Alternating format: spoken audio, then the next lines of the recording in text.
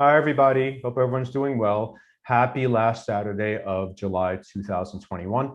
I do hope all of you have gone out over the last few weeks or months and have allowed yourself to be used by the spirit world to be of service to God, the spirit world, and to humanity, because that's the point of working with spirit, and have gotten yourselves away from your own problems, your own life, and just set the intention and the desire to help God and humanity, because that's the point.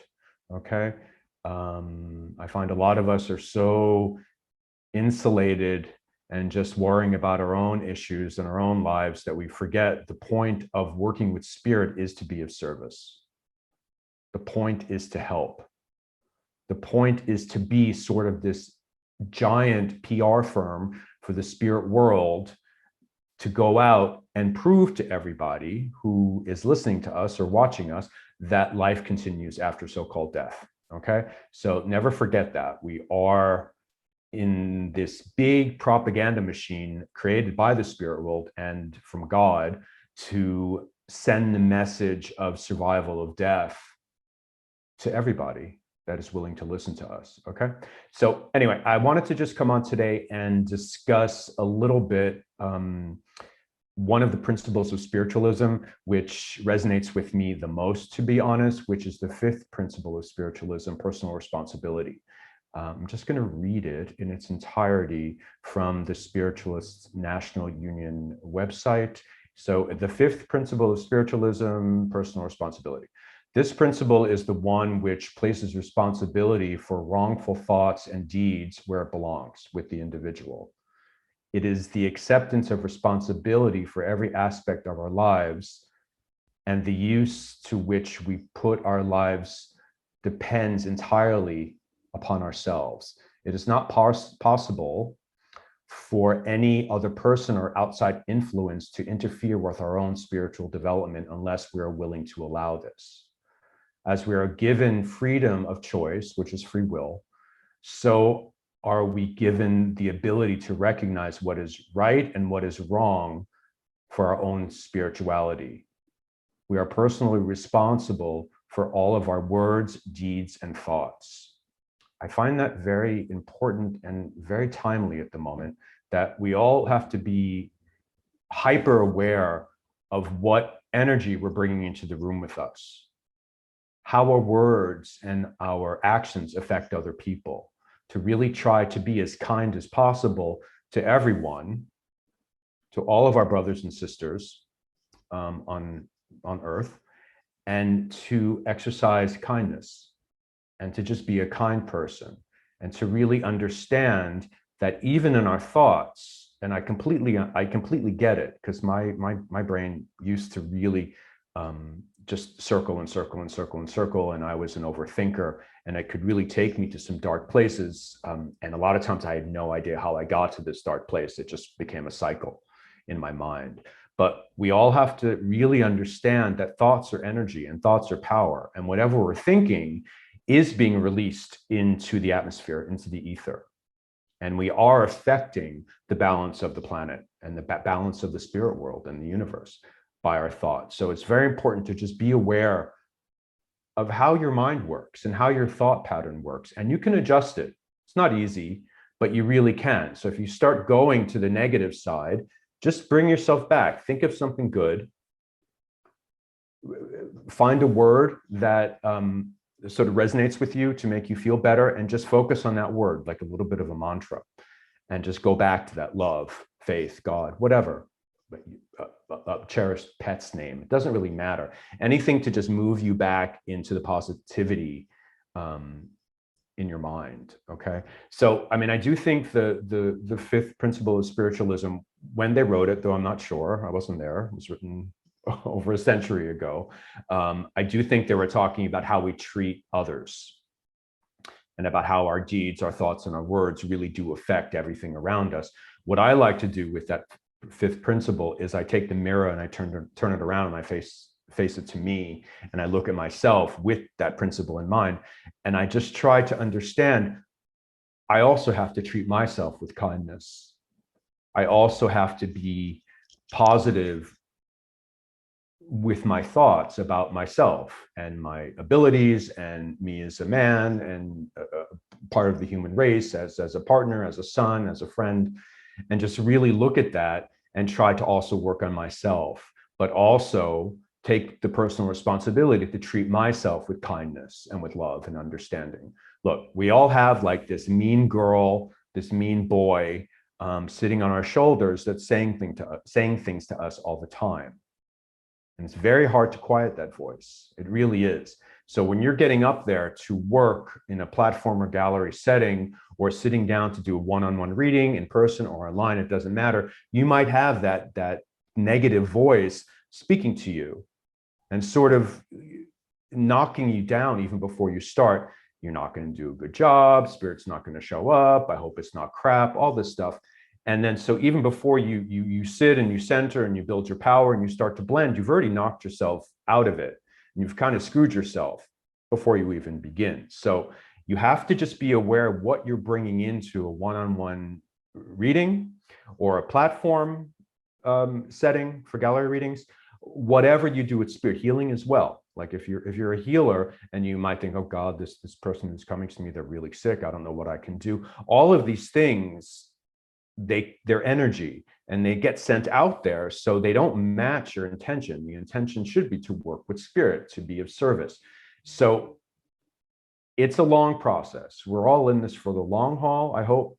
So it's a constant struggle to just stay in this positivity and to really feel the glory of God and the intelligence of the spirit world and love of the spirit world all around you. And that's really what brings me back to the intention. So I totally understand when we do readings, when we're working, the nerves can start coming. But it's never really about, I don't think, anyway, for me, it never was. I never really thought, oh my God, the spirit world's not going to show up. I'm going to be sitting there alone on a ledge by myself. Nothing's going to happen. To me, the spirit world always shows up when we show up. They always do. But it's to the point that we're bringing all of this past stuff from our childhood, from our young adulthood, even from yesterday. We're bringing this all into the readings and bringing this into the work that we're doing with spirit. So it just knocks you down even before you begin. So when you go to work, just think good thoughts. Think of the last reading that you did, which you were, wow, that Spirit and I did a really good job. We were able to bring through some really good evidence. The sitter was really happy. And just how that made you feel, sort of like the sense of accomplishment, not ego, not look how good I am, because it's nothing to do with us. It's the spirit world. But think about how that made you feel, that you felt happy. You felt like you were being of service. You felt useful. So try to remember this good feeling and bring this into the next reading, because energy follows thought. And then you'll see the energy will start to build and grow, okay? But it's our responsibility. No one, look, I can talk till I'm blue in the face about stay in a positive mindset, feel the spirit world, feel God. But if your mind is still going, oh yeah, but that ex-boyfriend of mine really betrayed me, or that friend of mine is just not acting the way I want her or him to, blah, blah, blah. And you just are kind of bringing in all of the stuff that is honestly, at the end of the day, not so important. And just sit there and be with spirit and feel the love of the spirit world all around you. And just be there for spirit. When you're working with spirit, be 100% spirit. Don't let all these other things start coming in to your mind. Look, the mind, the conscious mind, it's in our DNA. It's in our genetic makeup to be hyper aware. We're bred that way. We're bred that way always to be on the lookout for danger. Is that saber-toothed tiger or predator going to come eat us? Am I going to be knocked on the head by another caveman with a club? It's in our DNA, which is sort of where flight or fright comes from, and where a lot of people are very stressed in today's world, because we need something to sort of worry about or stress about. So to ask people to go into a passive state and just be there and just focus on an energy or an essence that's coming closer to us, to blend with us, it's a hard thing. But if you stick with it and just blend with spirit as much as you can. Sit in the quiet as much as you can. Sit with your own spirit as much as you can. You can train your conscious mind to calm down, to relax. You can never quiet your conscious mind down completely. It's not possible. We would be dead. We'd be a spirit communicator, and we'd be speaking through a medium. So if anyone's telling you with meditations and things like that, if you're thinking at all, you're not doing it right, it's not true. You can't completely quiet the conscious mind, but you can train it. And I've talked about it before, to just bring yourself into a space between your thoughts and just try to stay there for as long as possible. And the more you do it, it's like going to the gym. You can build it. You can build up your tolerance to just be there. So all of these negative thoughts and negative feelings we might have about ourselves, we have to look at them. Darkness cannot prevail when we shine light on it. You cannot have darkness with light. So you need to look within yourself and figure out, why you're talking to yourself like that. Why do you feel this way about yourself? What happened in your life that sort of conditioned you to either not like yourself, not trust yourself, doubt yourself, whatever, not feel you're good enough, feeling less than, which definitely is my story. And just have to say, that's in the past. You have to deal with it, of course, but in the long run, all of these things that all of us have gone through, and most light workers have had traumas and dramas and all these things in their lives, it has sort of cracked us open.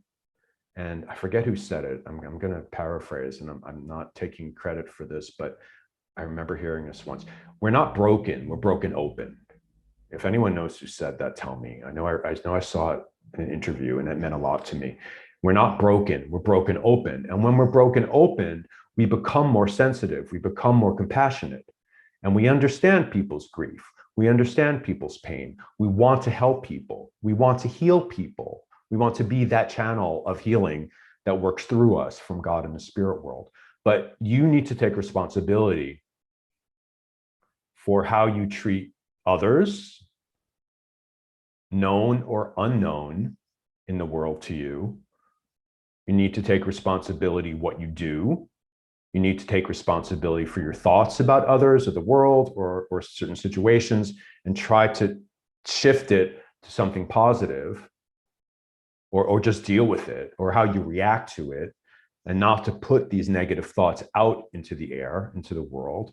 And then you need to then shift that inward and take personal responsibility for yourself, what your reactions are, how you're reacting to this, how you might perceive this, and just understand what from your past are you taking into your work with spirit, because none of that really will help you.